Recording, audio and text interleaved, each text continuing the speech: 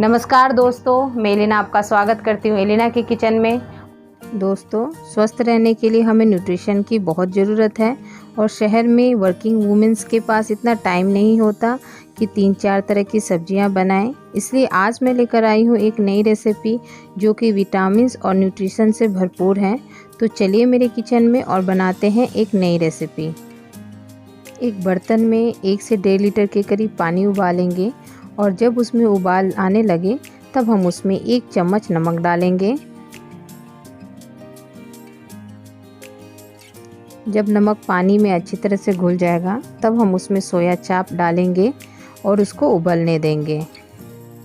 सोया चाप अच्छे से उबलने लगा है। अब हम इसको चेक करते हैं कि यह कितना पक गया है। एक चाकू की सहायता से हम इसको चेक करेंगे और ये लगभग पक चुका है। अब हम इसका पानी निकाल लेते हैं। मैंने सोया चाप को ठंडा करके उसका पानी निचोड़ लिया है। अब हम इसको स्टिक से निकाल लेते हैं। मैंने एक एक करके सारे सोया चाप्स को निकाल लिया है। अब हम इसको मैरिनेट करते हैं। मैरिनेशन के लिए लिया है मैंने 2 चम्मच दही, 1 बड़ी चम्मच अदरक लहसुन का पेस्ट, 1 छोटी चम्मच चिकन मसाला, 2 छोटी चम्मच कश्मीरी लाल मिर्च पाउडर, 1 छोटी चम्मच धनिया पाउडर, 1 छोटी चम्मच काली मिर्च पाउडर, नमक आधी चम्मच।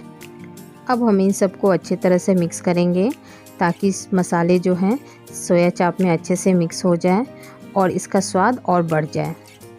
सोया चाप में मसाले अच्छे से मिक्स हो चुके हैं। अब हम इसको आधे घंटे के लिए छोड़ देंगे मैरिनेशन के लिए। जब तक हमारा सोया चाप मैरिनेट होता है उतनी देर में हम चावल पका लेते हैं। तो चावल पकाने के लिए मैंने एक बर्तन में पानी ले लिया है और उसको गैस पे चढ़ा दिया है। मैंने 2 कप बासमती राइस लिया है और मैं इसे पानी में भिगोकर नहीं रख रही हूँ। मैं इसे धोकर डायरेक्ट उबलते हुए पानी में डालूँगी। पानी हमारा बॉयल होने लगा। अब हम इसमें चावल धो के डाल देते हैं। पूरा चावल डालने के बाद हम इसे कलछी से चला लेते हैं जिससे कि इसमें गांठें ना पड़े। चावल को हमें पूरा नहीं पकाना है, हम इसे 70% तक पकाएंगे। आइए हम इसे चेक कर लेते हैं। देखिए चावल को मैंने पूरा नहीं पकाया है। चलिए अब हम इसका पानी निकाल लेते हैं और इसको खुली हवा में रखेंगे। हम इसे ढक कर नहीं रखेंगे। अगर ढक के रखा तो उसके भाप से पक जाएगा और गीला हो जाएगा। हम एक पैन चढ़ा लेंगे और उसको गर्म होने देंगे। जब वो गर्म हो जाए तब उसमें 2 टीस्पून के करीब रिफाइंड ऑयल डालेंगे और उसको अच्छे से गर्म होने देंगे। पैन को हिलाकर हम तेल को अच्छे से इसमें फैला लेंगे। अब हम इसमें मैरिनेट किया हुआ सोया चाप डालेंगे और इन सबको सेक लेंगे। अब हम इसे ढक देते हैं जिससे ये सोया चाप अंदर तक पक जाए। चलिए अब चेक कर लेते हैं कि सोया चाप कितना पक चुका है। हम इसे पलट के देखते हैं। देखिए सोया चाप काफ़ी अच्छे से एक साइड में सिक चुका है। अब हम इसको दूसरी साइड भी पका लेंगे। दूसरी साइड भी सोया चाप पक चुका है। अब हम इसे निकाल लेते हैं और इसे थोड़ी देर ठंडा होने देते हैं।